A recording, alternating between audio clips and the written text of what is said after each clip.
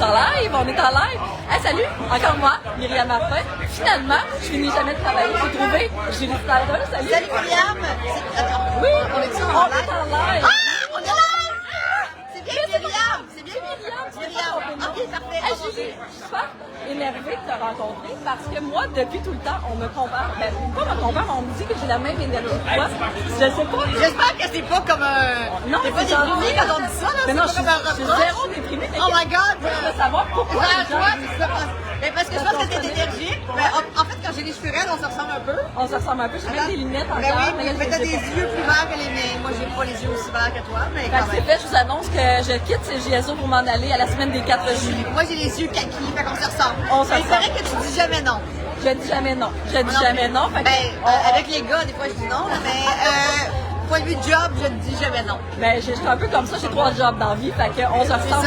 ça. Les gens vont qui rire. réussissent te disent jamais non. Exactement. Hey, Julie, à la Coupe Stanley, à Sorel-Tracy avec Nicolas Aubé-Cudrel, je veux comprendre le lien de tout ça, moi, là. Mais le lien, c'est Alexandre d'Occupation Double, Afrique du Sud. Et puis, j'ai souvent couvert des joueurs de hockey. J'en ai interviewé plusieurs, des gagnants de Coupe Stanley, des très, très grands joueurs. J'ai toujours des bons souvenirs de ces entrevues-là. Mais je dois dire que Nicolas est vraiment, au niveau de la générosité envers le public, envers les médias, est vraiment exceptionnel. Il est vraiment un être à part. C'est vraiment un grand être humain, là. C'est pas juste... je pense qu'Annie, elle n'a pas juste élevé un grand joueur de hockey, elle a élevé un grand homme. Et ben, ses enfants sont tous comme ça aussi, là, la famille. Oui, moi je connais bien Alexandre, C'est je ça. connais pas bien Gabrielle, mais là je l'ai rencontré aujourd'hui, la petite dernière. Mais Alexandre aussi, c'est quelqu'un qui a beaucoup de classe, qui est très travaillante, qui veut s'améliorer. Donc, je pense qu'Annie a fait un très bon travail. Et là, ben, tu as parlé de Nicolas que tu aimes beaucoup, mais tu as parlé que tu as rencontré d'autres grands joueurs de hockey. Le plus cool, le plus fun à rencontrer ou à interviewer, parce que des fois, tu sais, c'est difficile d'interviewer des Je gens. dirais que le plus cool, c'était Luc Robitaille, qui maintenant est avec les Kings de Los Angeles, qui était le plus drôle.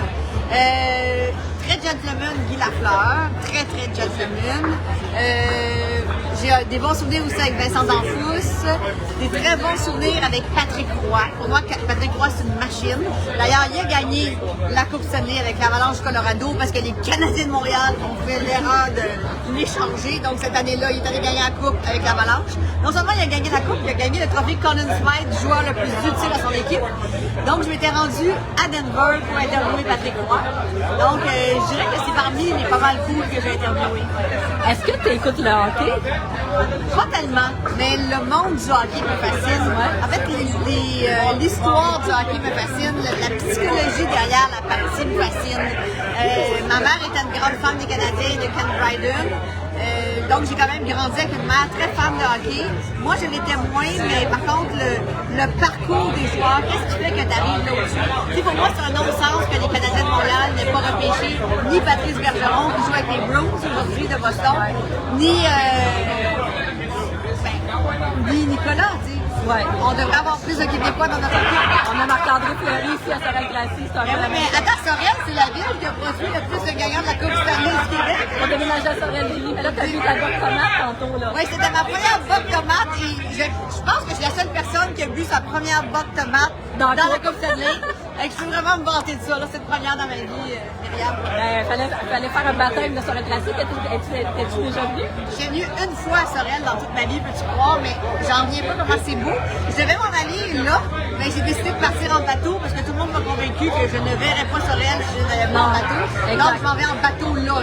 Puis là, avant de partir, parce que moi j'ai écouté ton émission où tu déménageais. Ah, le jour J, la semaine des 4 juillet, je l'écoute, même ma mère est tellement fan, elle va capoter. Comment s'appelle ta mère? Lucienne. Salut Lucienne! Ma mère va capoter, elle m'appelle, me dire ce que tu fais.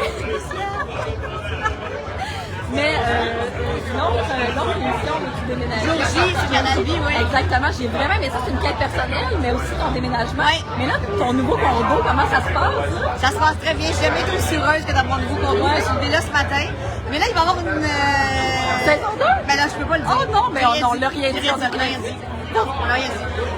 On n'écoutera peut-être pas la saison 2, mais ça va... Mais la semaine des 4 juillet, en tout cas, tout ce qu'on a tourné aujourd'hui, ça va être dans la première semaine, le 12 septembre. Alexandre va venir sur le plateau, puis on va présenter toutes les coulisses de la journée d'aujourd'hui. Puis la semaine des 4 juillet, en terminant Julie, ça fait bizarre, mais cette aventure-là, c'est une belle et grande aventure qui a commencé. Quel bilan tu fais de tout ça là, jusqu'à maintenant? Et que faire une quotidienne, un talk show quotidien, ben, tu renonces à tes semaines. Tu n'as plus de dimanche soir parce que tu prépares tes émissions, mais c'est un beau renoncement. Ben, il faut savoir vraiment. J'aurais pas pu le faire la semaine des 4 juillet quand mes enfants étaient jeunes, parce que des enfants jeunes, c'est malade, ça a des examens, un oral à te préparer pour le lendemain. Il faut que tu sois très présente. Et j'avais mis ma carrière d'intervieweuse en veilleuse pour mes enfants. Mais là, ma fille a 13 ans, elle est au secondaire, mon fils rentre au cégep, donc ça va. Ben oui, j'ai vu des photos, il est très grand, il est plus grand que lui, ton fils. Oui, il fait 2 fois nous autres. Ma fille de 13 ans est beaucoup plus grande que moi déjà, donc je suis vraiment la petite de la famille. Ben, t'as des beaux enfants, Julie, t'as des beaux projets. Puis pour les animatrices comme moi, là, j'aime pas ça de dire ça, mais ça fait 20 ans que je suis à la radio, mais tu sais. Déjà 20 ans? Déjà 20 ans, mais depuis le cégep, même avant que je te suis, tu m'as inspirée, alors je voulais. C'est vraiment un beau moment pour moi de te rencontrer aujourd'hui. Tant pis pour la COVID, on va l'avoir tous les deux. Tant pis pour la COVID, mais je l'ai eu là quelques aussi, semaines. Le vaccin va encore donner mon 4e. Moi aussi, ça va être un peu ça. Mais je voulais te souhaiter un bel été. Continue tes beaux projets, continue à nous inspirer aussi. Ça te fait pas voir que les gens t'aiment encore autant, puis on tripe toujours autant de te voir. Ça m'aide, tu sais, ça fait que ce matin, quand je me suis levée, c'était un beau samedi, ça me donne le goût de continuer. C'est sûr que ça m'encourage beaucoup. Ça m'encourage vraiment à continuer.